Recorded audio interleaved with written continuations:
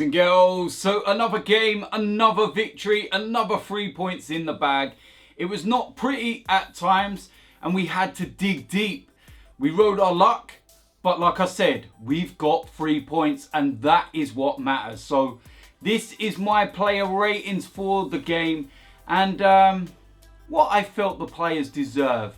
Some of you will agree, some of you will disagree, but that's what you always do, innit? So first of all, we're going to start in goal with Cech. This guy's going to give me a heart attack. Without being disrespectful, you can't teach an old dog new tricks. He's given the opposition momentum in a game. He's given the opposition, you know, a lift because he's so insecure with the ball at his feet. You know, and it's rubbing off on everyone else. You look at the players around him, they're frustrated. They're nervous. There were points yesterday in the game when Mustafi was moving to the right of the box and waiting for the ball, and Cech, he was like, no, I'm just clearing it. And then it totally changes the way that we want to play. And everyone's, you know, not really sure as to what's going on. And I just feel the overall problems that he's causing is just not what we need right now. You look at the moment he does clear the ball, the Arsenal fans start cheering, ironically. And then the moment he's about to get the ball at his feet and he's trying to clear it, the Cardiff players raise their voices because they think they might get a chance. That's not what you want from a goalkeeper. And with all due respect to him, amazing goalkeeper and the career he's had and everything else. But for this style of football, I just don't think he's suited for it. That's just my opinion. We've got a goalkeeper there that's suited to it and we've spent over £25 million on. So go and play Leno. So for my player ratings for this game, I'm going to give Cech a 4. Going to move into the defensive areas and we're going to start off on the right hand side with Bellerin. I feel yesterday defensively he was very reserved. He didn't want to bomb forward as much. Like he was very cautious about his defensive game. Like he knows that he's been not so great in that area, so he wanted to concentrate a little more on it. And it took away his offensive game. And this is what I talk about with balance. Knowing when to go, knowing when to stay. I still think that Hector's trying to learn that. A bad point for me with Hector yesterday is the way he stands off attackers and allows them to put crosses in the box.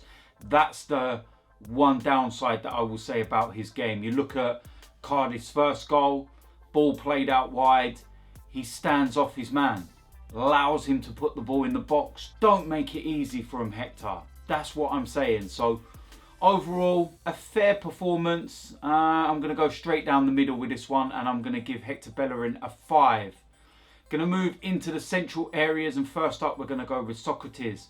Again, decent display, pretty solid, you know, commanding, done what he had to do. I don't feel that he was at fault for the first goal, but I wouldn't really put that down to either him or Mustafi. I felt overall they done pretty well and dealt with what was thrown at them in what, you know, is one of those kind of games where, you know, Cardiff, they're not going to play all the pretty patterns and in and around the box. They're going to lump it in there.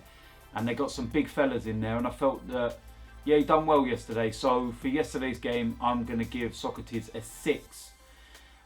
Moving into the next position with Mustafi. And I think that's one of his better performances. I thought he done really well yesterday. Felt he was reading the game. He was nicking the ball in front of the attackers.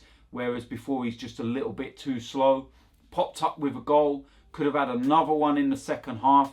Felt he had a really good game yesterday. And like I said, alongside Sokratis was commanding. I feel these two are better against strikers that try and play the ball in the box instead of the fast ones that try and get in behind. So yesterday, good game. And because of his goal as well, I'm going to give Mustafi a 7.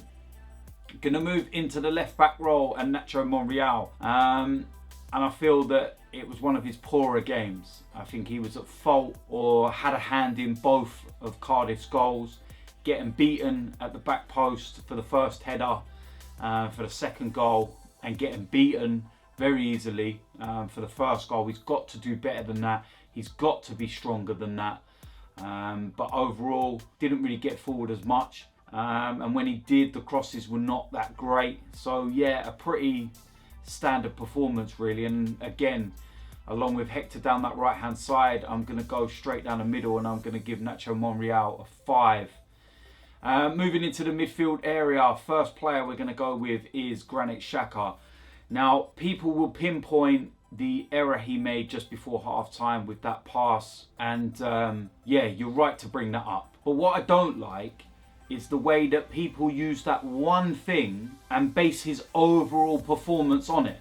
Because his overall performance yesterday was good. He played well, especially when Torreira come on. Now, I've said this before.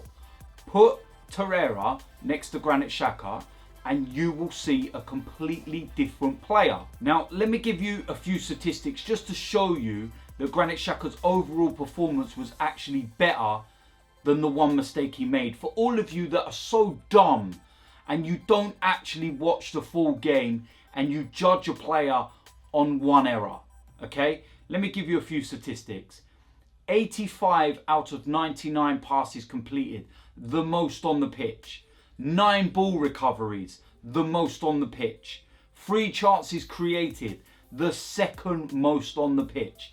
But you lot want to pinpoint one simple error, okay?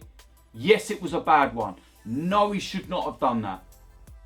But let's look at his overall performance.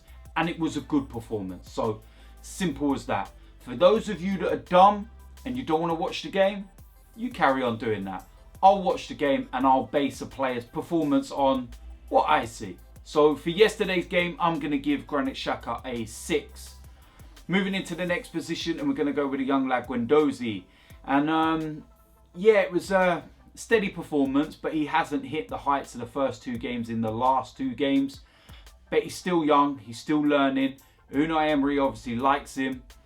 And like I said, it was a steady performance, but, you know, pretty standard. There was no real, you know, burst of energies, no getting into, you know, those sort of areas that Torreira was getting into when he came on. But yesterday, like I said, it was a steady performance in there. And for yesterday's performance, I'm going to give Guendouzi a 6 as well. Moving into the next positions, we're going to go with the 3 attackers. I'm going to start off with Aaron Ramsey, kind of playing in that number 10 role. Worked his socks off, worked really, really hard. Didn't really create a lot. Didn't really, you know, have many chances himself, but very industrious, worked really hard, like I said. And I don't feel that he should be playing in that position ahead of Mesut Ozil. I feel that if you're going to put one of them out wide, I'd rather Aaron Ramsey there instead of Mesut, because Aaron doesn't create what Mesut can. But like I said, an industrious performance, steady. So for yesterday's game, I'm going to give Aaron Ramsey a 6. Moving to Mesut Ozil, what I will say, not in the game a lot in the first half. Worked his socks off, run himself into the ground. Really, really good hard work in that first half. Second half, once he moved central, he started becoming more effective. You look at the first goal, that started because of the way he passed the ball between the lines to Lacazette. And then, of course, Aubameyang done the rest. But he started getting more involved and more influential. Came off towards the end, and like I said, he run himself into the ground. It was a steady performance after what's been a tough week with a lot of questions. So for yesterday's game, I'm going to give Mesut Ozil a 6. Going to go to that left-hand side and Pierre-Emerick Aubameyang.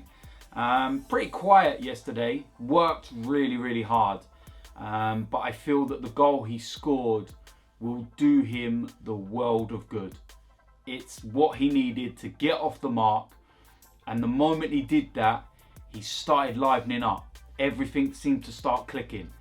And it will come for him. Believe me, it will come. We've got a world-class player on our hands and he's going to bang goals for fun this season. I'm going to give Aubameyang a 7 for his performance. Going to move into the striking role and we're going to go with Alexandre Lacazette, man of the match. What a performance. It's as simple as that. He led the line brilliantly. Hit the post in the first half. Was creating chances, was bringing other players in, was knocking the Cardiff backline all over the place. His goal, what a finish. I would love to know how hard he hit that ball, because that was an absolute rocket. But yeah, unbelievable, brilliant performance, justified his selection in the side. Exactly what I've been saying for weeks, that he needs to play alongside Aubameyang. And yesterday, brilliant. So for the game, I'm going to give Alexandre Lacazette a 9. Going to move into the substitutions. First one, we're going to go with Lucas Torreira. Changed the game for me when he came on alongside Granit Xhaka, and he was doing things. He won every duel he went in for. He completed every single pass he made. He assisted Lacazette for his goal. It was just quicker. It was between the lines. This is what we've been missing for ages. So I am really, really happy with his performance. And he's got to start the next game now, surely. But yeah, for yesterday's performance, I'm going to give Lucas Torreira an 8. Going to look at the other substitutions. And yeah, there wasn't really much time for anyone else to do anything. Danny Welbeck came on, wasn't really able to affect the game or anything else. So I'm not really going to give him a mark for this game. I think he'll get more chances this season. Maybe the Carabao Cup, FA Cup, Europa League. And it'd be interesting to see what he can do over the course of the season. So like I said, didn't have really enough time, so I'm not going to mark him. And that's the same for Henrik Mkhitaryan. Not really enough time to, you know, get a mark for the game. And of course, he's going to be more involved as the season goes on. And yeah, interesting to see how he gets on. But again, no mark for the game because he didn't really have enough time to affect it. So there we go. That is my player ratings for the game against Cardiff. As usual, let me know in the comment section whether you agree or disagree. Let me know what your player ratings are. If you're new around here, make sure you hit that subscribe button. It's the international break now, of course. I'm going to be doing a few little things this week. There will be some videos coming out from where I am at the FIFA Best Awards, and I'll be interviewing a few legends of the game.